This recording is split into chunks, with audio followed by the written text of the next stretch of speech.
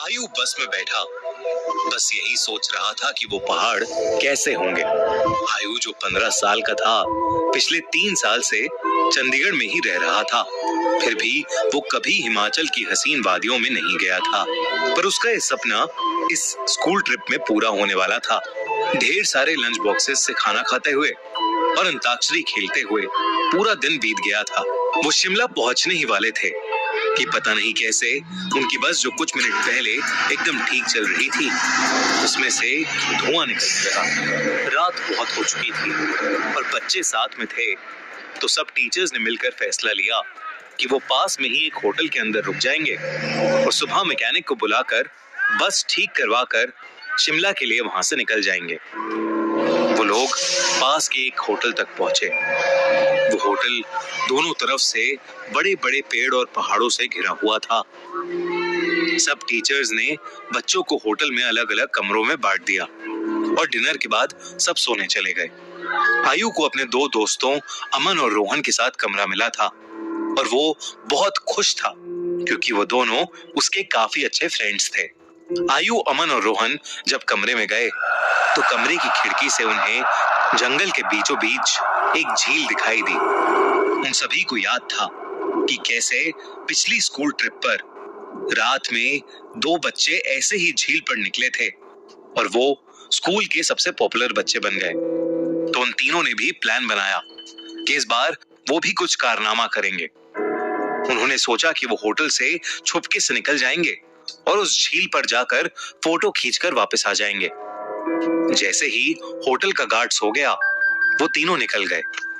झील दिखने में तो होटल से ज्यादा दूर नहीं लग रही थी, पर वो तीनों करीब आधा 1 घंटा झील की तरफ चले जा रहे थे और जंगल का रास्ता था कि खत्म ही नहीं हो रहा था। ठंड बहुत ज्यादा बढ़ चुकी थी और उस सुनसान जंगल में उन तीनों की ठंड के मारे हालत खराब हो रही थी। उन्होंने अपना फोन चेक किया तो उसमें सिग्नल नहीं था।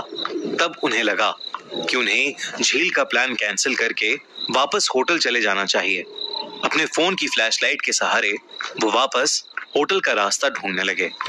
रास्ता ढूंढते ढूंढते अमन और आयु, जो रोहन के थोड़ा आगे चल रहे थे, जब पीछे मुड़े तो उन्होंने देखा कि रोहन वहां था ही नहीं। तभी उन्हें अपने पास में से किसी के भागने की आवाज आई। वो बहुत घबरा गए, पर क्योंकि वो रोहन को अकेला नहीं छोड़ सकते थे, तो उन्होंने उस कदमों की आवाज का पीछा किया। वीरान और घने जंगल के बीच वो उन कदमों की आवाजों का पीछा करते गए, जो कुछ मिनटों बाद बंद हो गई। रोहन उनको अभी तक नहीं दिखा था और अमन और आयु अब बहुत ज्यादा डरने लगे थे। लेकिन तभी उन्हें ऐसी आवाज आई कि मानो कोई जमीन खोद रहा था। वो धीरे धीरे उस आवाज के पास गए और झाड़ियों के पीछे से उन्होंने देखा कि और कोई नहीं बल्कि रोहन ही जंगल में एक गड्ढा खोद रहा था। उन्होंने डर के मारे रोहन को पुकारा। रोहन उनकी तरफ मुड़ा और उन्हें गुस्से से भरी आंखों से देखने लगा। उसकी आंखें एकदम काली पड़ चुकी थी, जैसे किसी ने उसके अंदर से आंखें ही निकाल ली हों। अमन रोहन के पास गया और उसने रोहन के कंधे पर हाथ रख के उससे पूछा कि उसे क्या हुआ है। लेकिन रोहन के कंधे पर हाथ रखते ही रोहन अमन के ऊपर चिल्ला उठा और रोहन ने उसे एक बहुत तेज धक्का दिया। अमन काफी दूर जाकर गिरा। रोहन के अंदर कोई अजीब सी शक्ति आ चुकी थी। आयु भागा भागा अमन के पास गया। रोहन अब आयु की तरफ आगे बढ़ने लगा, पर जैसे ही वो आयु के पास आया, रोहन को अजीब से दौरे पड़ने लगे और वो बेहोश हो गया।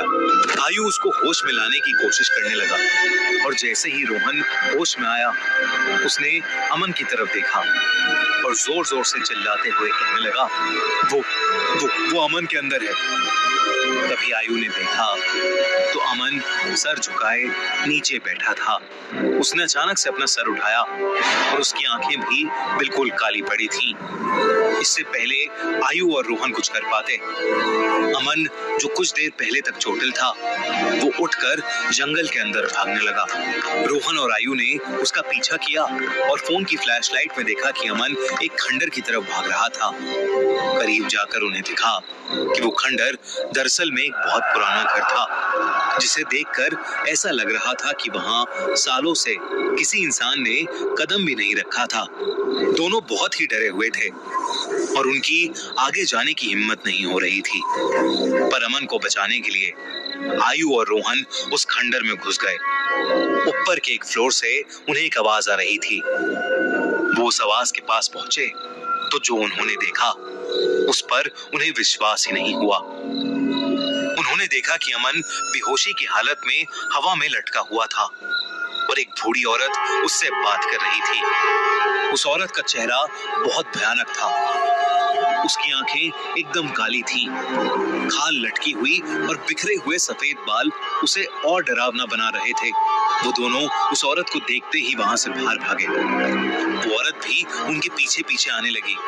आयु और रोहन जल्दी से सीढ़ियों से नीचे उतरे और उस खंडर के घर के दरवाजे तक पहुंचे। उन्होंने जब मुड़कर एक बार पीछे देखा तो वो बूढ़ी औरत किसी कीड़े की तरह रेंगती हुई सीढ़ियों से उतर रही थी और उनके पास ही आ रही थी। वो किसी तरह वहां से निकलकर जंगल की ओर भागे और भागते चले गए। भागते भागते उन्हें पता नहीं चला कि कब वो उस झील के पास आ गए थे, जिस झील की तलाश में वो होटल के बाहर निकले थे।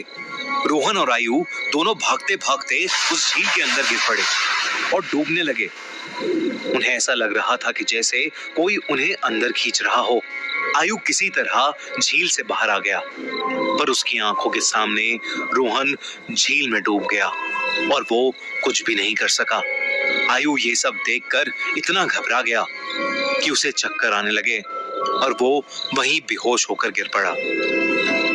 आयु की जब सुबह आंख खुली तो वो उसी होटल के कमरे में था। वो भागकर बाहर गया तो बाहर पुलिस की बहुत सी टीम्स थीं और जमीन पर सफेद चादर में लिपटी हुई रोहन और अमन की लाश पड़ी थी। पुलिस ने तो इसे मर्डर घोषित कर दिया था, पर आसपास के रहने वालों ने बताया कि कई साल पहले उस जंगल में एक बूढ़ी औरत रहती थी। वहां उसका एक घर था। सभी से अलग वो औरत चैन से रहती थी। पर एक रोज उसके घर को कब्जाने के लिए पास के गांव के कुछ लोगों ने उसके साथ बदसलूकी की और उसे मारकर उस झील में फेंक दिया। तब से कोई भी इंसान रात में जंगल की ओर या उस झील के पास नहीं जाता। कहते हैं कि उस बूढ़ी औरत की आत्मा अभी भी वहां अपने बदले के लिए भटकती है। काश ये बात इन तीनों दोस्तों को पता होती तो शायद आज आयु के साथ साथ रोहन और अमन भी जिंदा होते।